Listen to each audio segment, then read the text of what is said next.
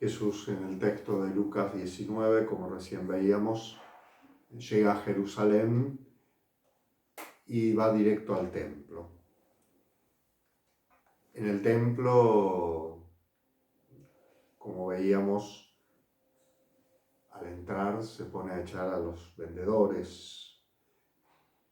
Es uno de los acontecimientos que caló más hondo dentro de los discípulos. De hecho, los 4 evangelistas nos relatan este texto. Los 3 sinópticos más o menos parecidos. Juan, algo diferente, un poco distinto. También lo coloca al principio del ministerio de Jesús, a diferencia de los sinópticos que llegan después de la entrada a Jerusalén, ya al final del ministerio. Sin embargo, es posible que Juan haya hecho el cambio de momento, en búsqueda de algo literario, de algo que de alguna manera le sirviera a él para su plan literario. Algunos leen a partir de esto que habría 2 veces que Jesús echa a los mercaderes y demás. Tal vez tengamos que pensar más bien en un traslado cronológico hecho en el plan literario por Juan. Pero volviendo a los sinópticos, especialmente a Lucas, estamos en el final del camino, desde Galilea a Jerusalén, ya dentro de Jerusalén. Recordemos que Lucas organiza su evangelio en un plan literario como si fuera un largo viaje que tiene un poco de tiempo en Galilea hasta que decididamente se dirige a Jerusalén. El camino de Galilea a Jerusalén es el camino de la enseñanza a los discípulos, como si fuera un nuevo camino desde Egipto hasta la tierra prometida por el desierto, donde el pueblo de Israel aprende a ser pueblo, y pueblo de este Dios que los había liberado y que no conocían demasiado. Ahora son los discípulos quienes tienen que conocer a Jesús, quienes tienen que aprender a ser discípulos, quienes tienen en esta subida a Jerusalén este camino discipular. Cuando se llega, Jesús va al templo, como decíamos. El templo es la meta de su entrada en Jerusalén. Jerusalén es Jerusalén por el templo, como a su vez el templo es el templo de Jerusalén por el esplendor de la presencia de Dios. Jesús con su entrada le da nuevo sentido. Ahora se va a cumplir lo que decía el profeta Malaquías. Malaquías 3, capítulo 3, versículo 1 dice: luego vendrá a su templo el Señor a quien busca y al ángel de la alianza que desea. Y el mismo capítulo, en el versículo siguiente, versículo 2, hablando del día del Señor, dice: este día trae la sentencia. ¿Quién podrá resistir el día de su venida? ¿Quién podrá mantenerse firme cuando aparezca? Porque será como fuego de fundidor, como lejía de batanero. Pero el día aporta también la salvación. Capítulo 3 de Malaquías, versículo 4 dice: entonces agradará a Yahvé el sacrificio de Judá y de Jerusalén, como los días pasados, como los años antiguos. Lucas se refiere de manera muy escueta a la purificación del templo. No se describe a Jesús con fuertes sentimientos. Hay una poderosa acción profética y que simplemente son breves palabras. Comenzó a expulsar a los vendedores. Bastaba con decir el comienzo. Y en ese comenzó parecería decir Lucas que es una acción que no se termina, que sigue de alguna manera estando presente. Los negocios desdicen de la casa de Dios. El templo es casa de oración, citando justamente también al profeta Isaías, capítulo 56, versículo 7. Los vendedores y tras de ellos la autoridad judía que toleraba el tráfico y se lucraba con él, lo han convertido en una guarida de ladrones. Nuevamente Jesús utiliza otro texto del Antiguo Testamento, Jeremías 7:11. Jesús continúa la acción de los profetas, no solo de palabra, ahora es más bien de obra. Se cumple lo que se espera del tiempo mesiánico.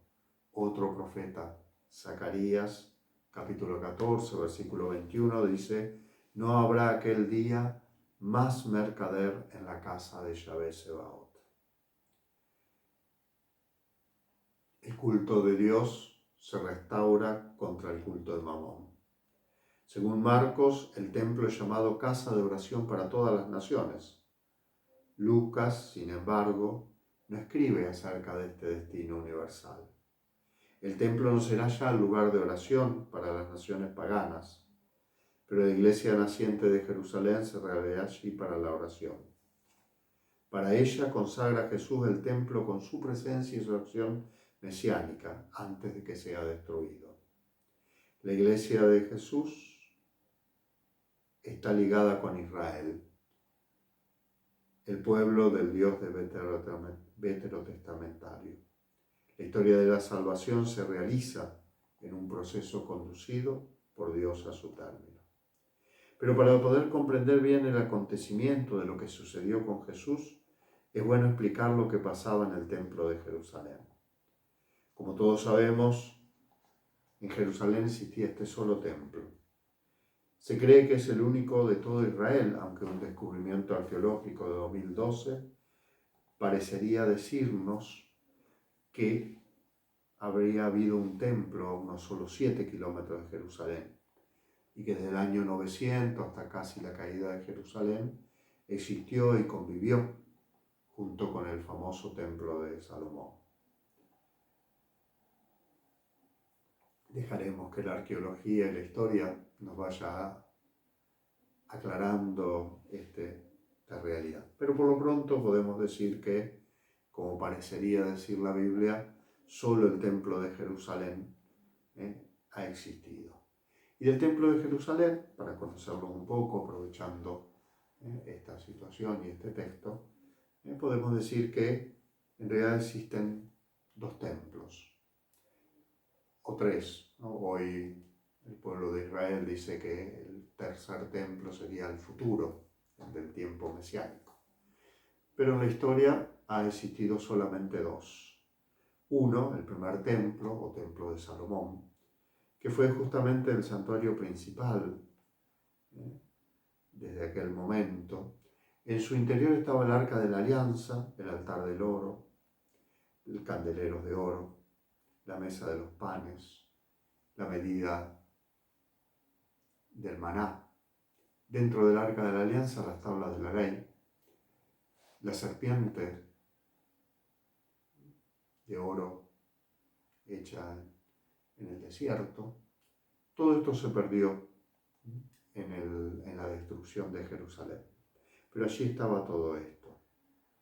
El templo, más allá de la magnificencia que parece presentarle la Biblia, en realidad no termina de ser un templo demasiado grande, aquel primer templo.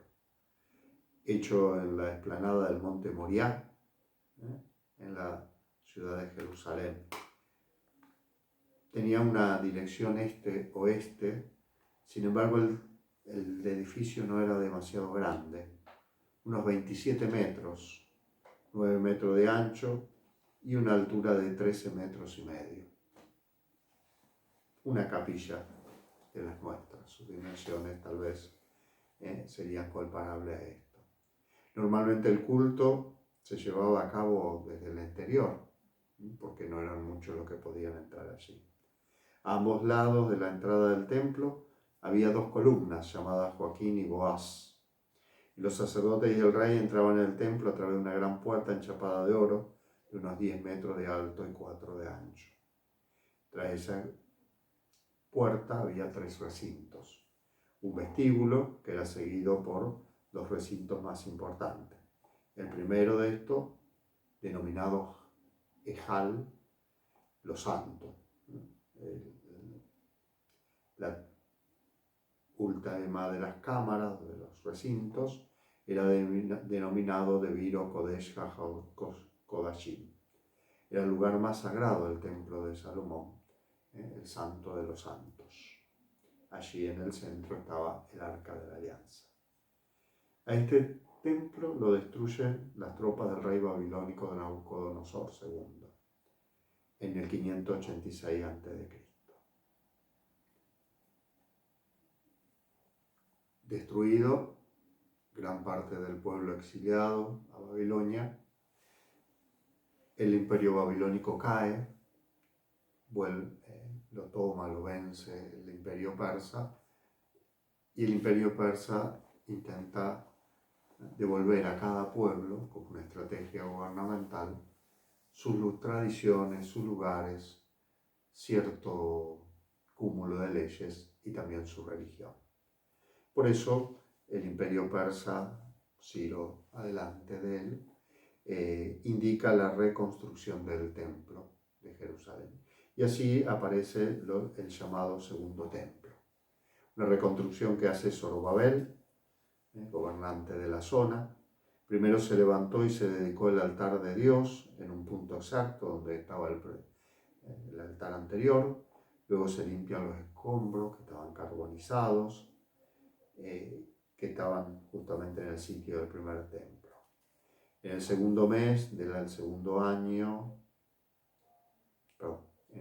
mes del año 535 antes de Cristo, y ante la emoción y el público presente, allí congregado, y que lo podemos encontrar en los Salmos 116 al 118, se ponen los cimientos del segundo templo. A la primavera del 516, es decir, 20 años después del retorno, el templo estaba listo para su consagración. Y según Esdras 6:15, el templo fue terminado por completo en el 6º año del reinado de Darío I. Este templo va a seguir unos cuantos siglos, un par de siglos, hasta que en el 19 a.C., el rey Herodes, llamado Herodes el Grande, comienza una renovación y expansión del templo. El templo en realidad fue casi prácticamente demolido y se construyó uno nuevo en su lugar. Aún esto se lo seguía llamando el Segundo Templo. Algunas referencias hablan del templo de Herodes, aunque Herodes era un extranjero o medio extranjero por lo menos, convertido, y entonces no era tan aceptado. Se retoman los sacrificios en una superficie que claramente es ampliada.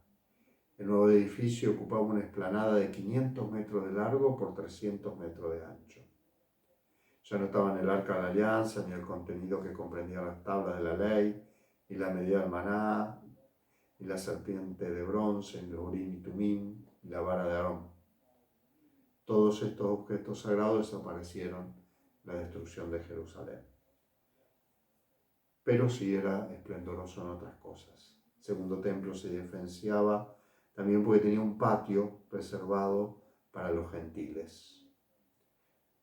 Allí, justamente, en el atrio de los gentiles, en el que se permitía acceder a todo hombre de buena fe, es donde acontece el hecho que hoy leemos en el Evangelio de Lucas. El patio de los gentiles o atrio de los gentiles era uno de 3. El segundo atrio era el de los israelitas, el tercer atrio el de los sacerdotes. Los israelitas ofrecían sacrificio en el templo, para lo que se acarreaba, o si no había que adquirir un animal, o bien se pagaba un monto previsto en vistas de no tener el animal. Por eso aparecían las compras que se tenían que hacer en monedas del templo, que eran los siclos. Por lo tanto, los fieles que manejaban normalmente monedas romanas o griegas debían cambiarlas primero. Estas necesidades hacían que en el atrio de los gentiles, dentro ya del recinto del templo, hubiera un mercado. Se vendía reses, palomas, otros animales, mercancía de todas clases, y además existían los cambistas. puesto de cambio para que los peregrinos pudieran operar en ciclos. Y con el tiempo se fueron se convirtiendo en un abuso. Cientos de reses iban pululando por el atrio con sus correspondientes mugidos, balidos, excrementos, malos olores y demás. Las transacciones se hacían en voz a grito, se vendía la mercancía proclamando las bondades sin ningún pudor. Los cambistas cobraban una comisión con el cambio, que en unas ocasiones era abusiva. En el mismo templo había un mercado en toda regla, podríamos decir. Además, el templo era un lugar para dejar en seguridad depósitos de dinero, como si fuera un banco moderno. Todo ello significaba una gran abundancia de monedas de diversas denominaciones y orígenes. En la época, los cambistas usualmente trabajaban en los alrededores del templo, pero en las épocas de las grandes festividades se le permitía hacerlo en el atrio de los gentiles, en vista de la abundancia de visitantes. Algunos eruditos dicen que las comisiones se cobraban en alrededor del 4 al 8%. Además, se pagaba cada año un impuesto para el mantenimiento del templo, que era de 1/3 del ciclo, así lo presenta Nehemías 33. Los cambistas, que se habían convertido en verdaderos banqueros, se situaban en este atrio de los gentiles para cambiar también a los peregrinos sus monedas. El dinero del templo debía ser la moneda corriente de Tiro, de la ciudad de Tiro. ¿Por qué? Porque la moneda de Tiro tenía un alto nivel de pureza de plata, no la moneda corriente romana, que lógicamente era muy vulgar y por otro lado era muy fácil de adulterar. Además de esto, si no se traía moneda de Tiro y había que cambiar, se hacía una recarga, opúsculo misnaico. De alguna manera nos presenta esta recarga que terminaba siendo una serie o abriendo el camino para una serie de malas prácticas. Por eso, esto es lo que se encuentra Jesús. Si le creemos a Flavio Josefo, que tal vez un poquito aumenta el número, pero tal vez no tan lejos, de que 3 millones de personas para la Pascua normalmente acudían al templo de Jerusalén, podemos pensar que el espectáculo es bastante grotesco y podemos entender claramente la acción de Jesús y lo que provoca en Jesús y lo que termina de hacer. Para terminar con lo del templo y para terminar este segundo tramo, podemos decir que el templo llevó muchos años para terminarse, se termina casi alrededor del 60 después de Cristo, y en el 70, a los muy pocos años, va a terminar siendo totalmente destruido